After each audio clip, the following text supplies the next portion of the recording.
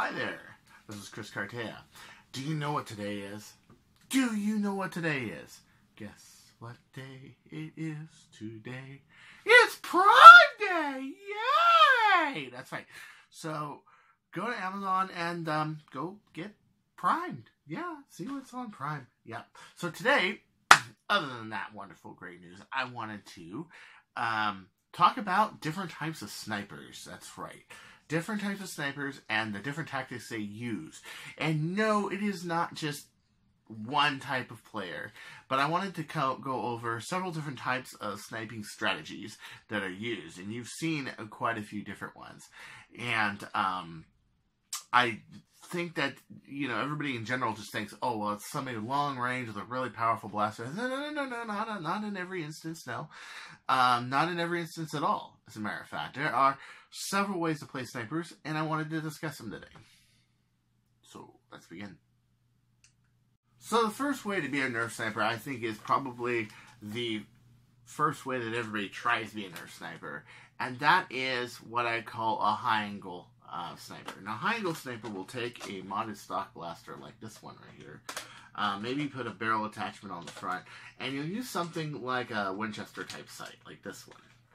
Unfortunately, this Winchester sight has been... there we go. So what you would do is you would take this, and you would line it up to whatever you're shooting. Well, that's 30 degrees right there. So, if you know at 30 degrees, for example, that's going to hit 165 feet away, that means that you can rain down at targets 165 feet away. Well, what do you do with ranges in between? Well, you got these little lines right here. Now, this is built off of one of those recon sites. Well, I put it on a stock because I didn't like the fact that every time I was priming, I was moving it and I was having to use the front barrel attachment. And you can pretty much put in your ranges from here, and you can figure, you know, between this one, this one, this one, this one, okay, this is what 100 feet looks like, this is what 120 feet looks like, this is what 150 looks like, yeah. And it works. And I used to have, actually, on my original recon, I had actual, like, lines that would tell me which ranges. I would have a cross here at 100, I would have a cross here at 150, no shit. And it actually worked. The advantages of this is that you can take this to games like HVZ, lower foot per second games that you're restricted. The bad side of this is that, well, okay, what happens is you're launching the dart, let's say you're launching it 30 degrees up in the air, okay? You're launching it 30 degrees up in the air, and you're diving it the very farthest point that it can hit. Well, you're at the very edge of jewel loss on a dart when you do this. And this means when you hit people, they may feel it, they may not feel it. So, the disadvantage, of course, is you can hit somebody from far away and they go, oh, I didn't feel that. Your dart can be standing right next to them and, oh, no, that was there before. Kid you not. At one point in HVZ, for every 2 hits that I hit, one of them counted. This is one reason I got sick and tired of HVZ. Other reasons too, but basically this is why I went to higher power, is because, well, hello to you too. This is why I went to higher power, because if you shot somebody with something like this, they gotta know it, you know? I mean, there's no getting away from that. And people can't say, oh, I didn't feel that at all. Ow. Yeah. You get the idea. But the advantages of this type of shooting is, especially in HVZ, what I found, was that if you're shooting up and the darts are going over like that, you're fighting the zombie's natural instinct to scan the trees, scan the areas for people to try to get a tag on, and to look for people hunting down zombies. They're typically looking flat. So if they don't see you firing at them and you're lobbing them from above, you have a good chance of taking them by surprise. And I often did. It's a pretty good way of doing it. Way to Nerf sniper. And this is really interesting because I like this way of Nerf sniping because it kind of proves that even though flywheel blasters are getting into the 200 foot per second range and they're getting high velocity and they got a higher rate of fire, it's still aiming that matters. Okay, number 2 way of Nerf sniping is what I call a squad sniper. A squad sniper is somebody who has, like, let's say a long shot or a prophecy or something that shoots in the, I would say, 150 to 220 range, but it's got a SCAR and it's got a scope, and basically made so that no matter what you point it at about 100, 120 feet away, you're going to hit it, no matter what. Boom, boom, boom. People are using the shrunken head AccuFakes for these, the worker darts, all sorts of stuff.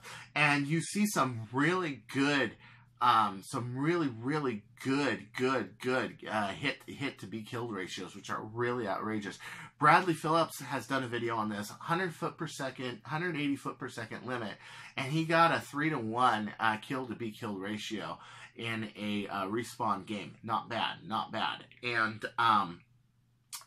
this type of sniper is really cool because it's lighter draw, and not only that, but you're with your squad. So you're covering your squad as they go in and supporting them. And you're entirely basing what you're doing on accuracy, which is really, really cool. The advantages of this is that you're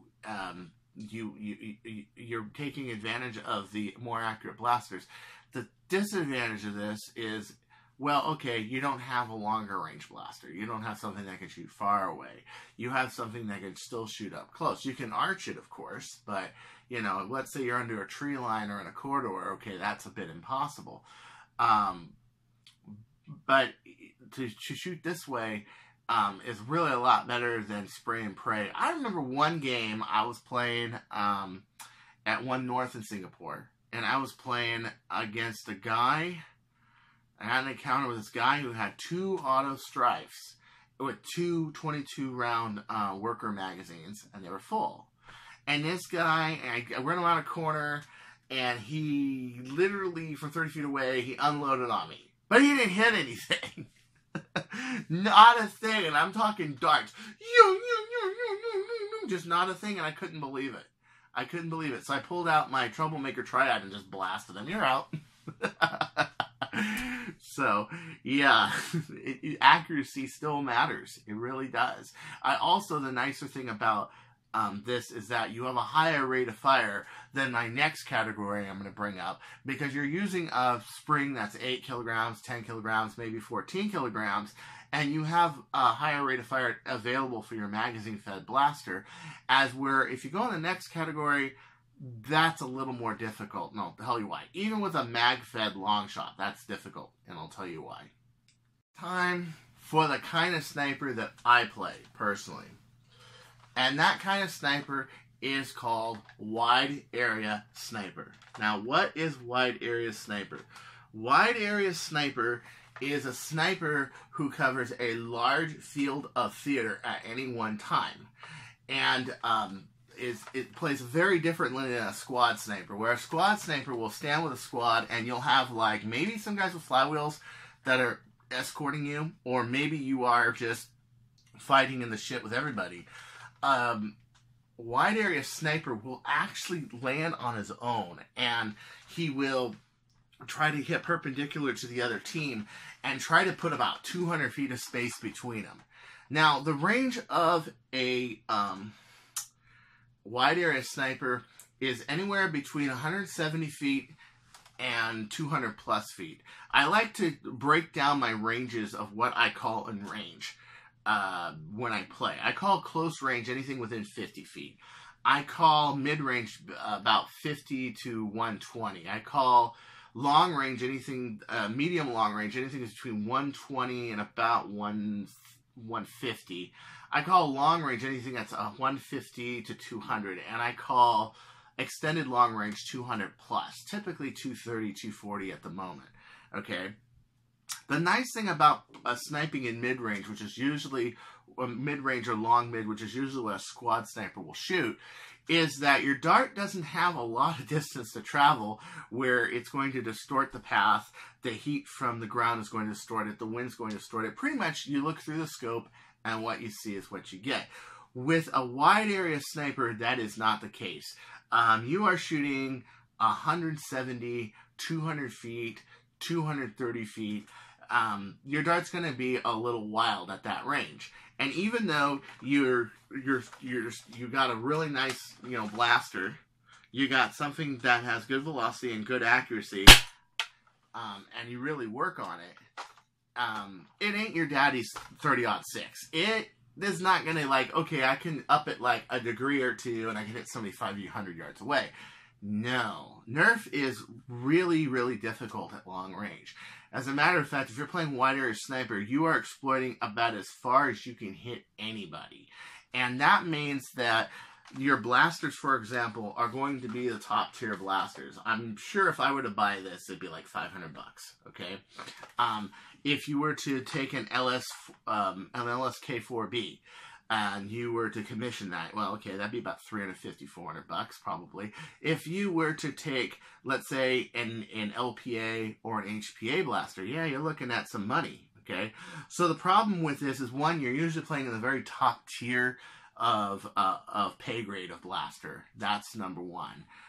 Number two, you got to know what you're doing when you're modding your blaster. You got to know how to work on barrels. You got to know how to work on scopes. You got to know how to work on darts. You got to be a pretty dedicated shooter. You got to practice shooting every day.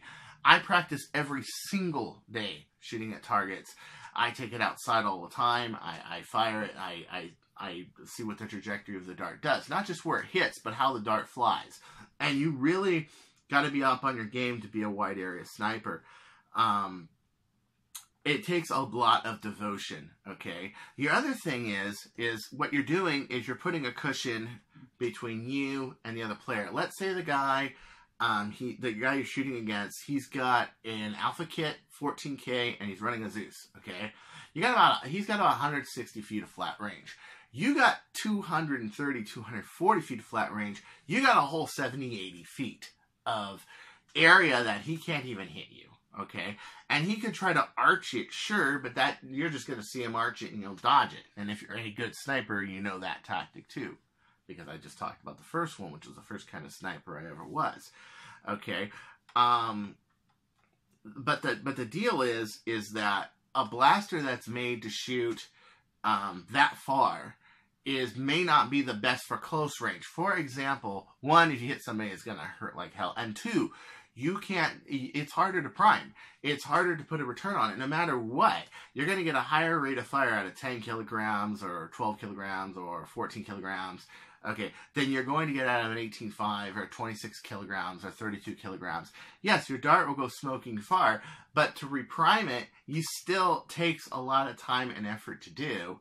Also, the kind of blasters that tend to favor wide area sniper are actually not long shots. They are precision blasters like this. Like a bird of prey, or let's say dual strike, or an LSK 4K, or an air gun with a really good scope on it, are blasters that tend to favor it. At higher velocities, a long shot tends to be a bit wild. And yes, it does make it so spring powered, it does make it so you have the return shooting, but in reality, it's a very wild shooting blaster. Even at closer range, you're better off with something like Bradley has with the Zero and everything, and the reason is very, very simple.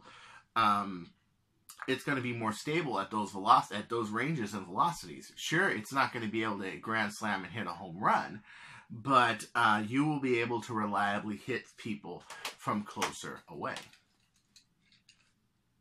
The other thing about wide area sniper is that you are alone. Very rarely are you playing with escorts. Maybe at a game like Armageddon where there's 50 people running around, sure. But typically you're playing a game 6x6, 10x10, okay? And let's say you got two guys with flywheel blasters that are escorting you.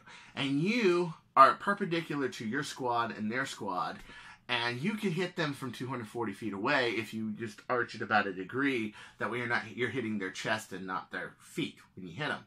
Even with a 240 flat blaster, you still have to make adjustments. You have to adjust for the wind, you have to adjust for the elevation, you have to adjust between your elevation, their elevation, all that stuff. But those two guys that have flywheel blasters that are maybe doing 200 feet per second, even a really nice flywheel blaster, useless. Unless somebody charges you, useless. And that's two other players that could be fighting on the front line when you could play sniper. So what do you do as sniper? You make yourself charge resistant.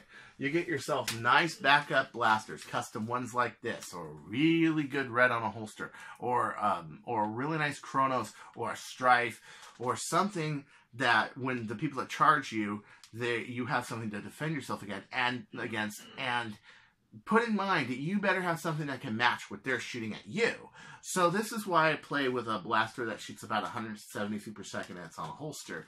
And not like a Fire Strike, even a modded one that got me 26 hits at my first HVZ in one round. Yeah, that's right, I still have it.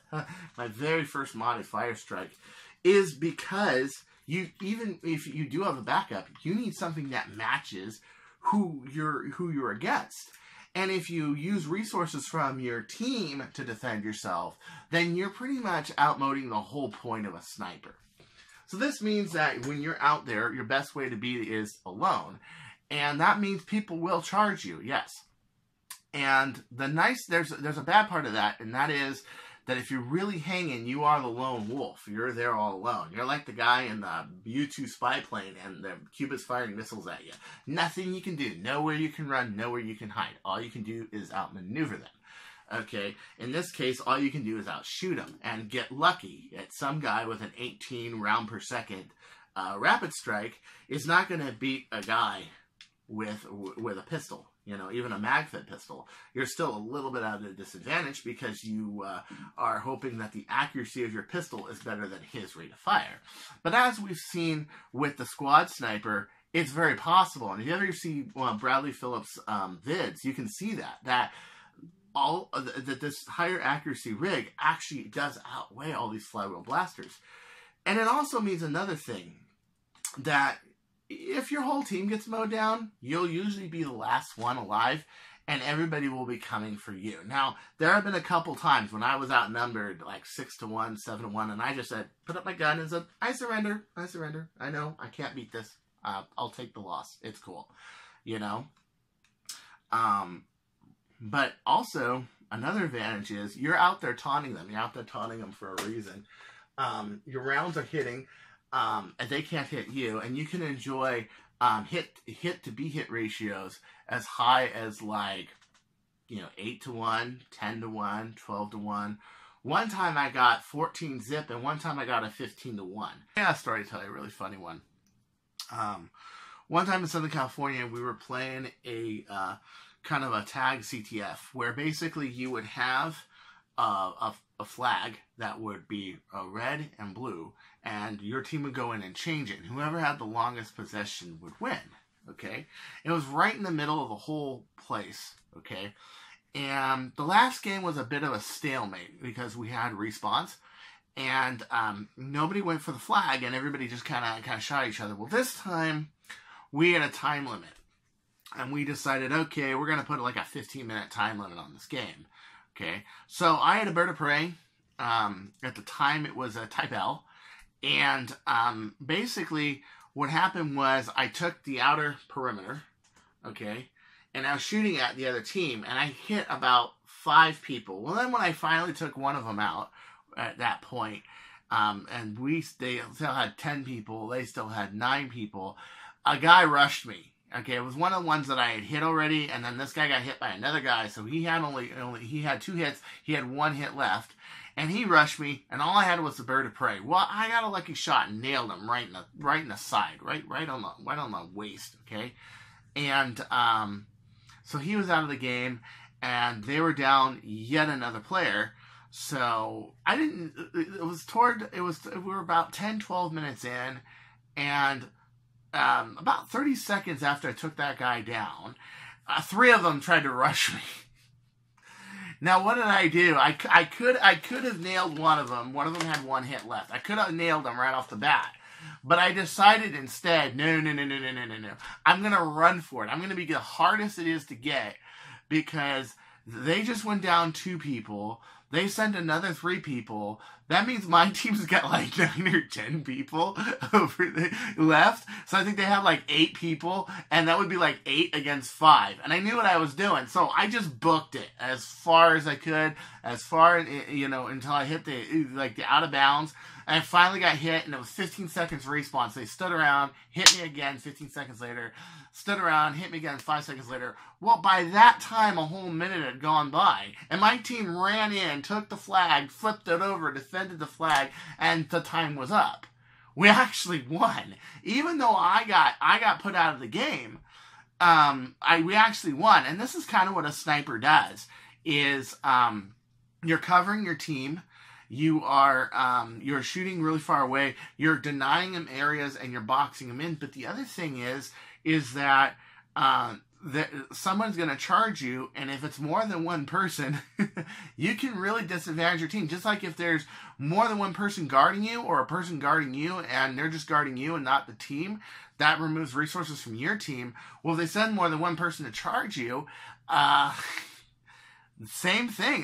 That's depriving them of resources, and it was just a funny moment. And I remember the drive home, and I was like, oh man, I'm going to remember that one. That not only do you not want to starve your team, but if you trick them into starving their team, your team could actually win, and you're better off just taking a loss and letting your team win it. So until next time, this is Chris Cartea saying, don't you go changing, and happy sniping. Pachoo!